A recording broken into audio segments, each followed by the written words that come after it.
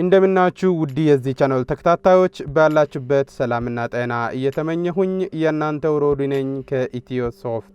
ዛሬ እንዴት የእንጨት ሎጎ ውጤት በቀላሉ እንገነባለን የሚለውን የምናይ ይሆናል። አብራችሁን ቆዩ።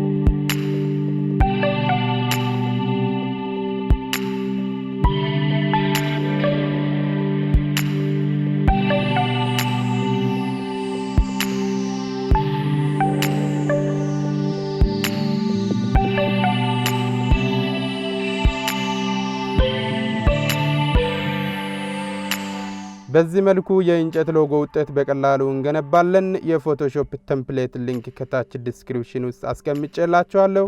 የፈለጋችሁትን ስታይል በፎቶሾፕ ማበጀት ከፈለጋችሁ በኮሜንት ጻፉልኝ፣ ሰርቼ ለማሳየት ፍቃደኛ ነኝ። እኔንም በድጋፍ እየበረታታችሁ የምትገኙ ከልብ አመሰግናለሁ።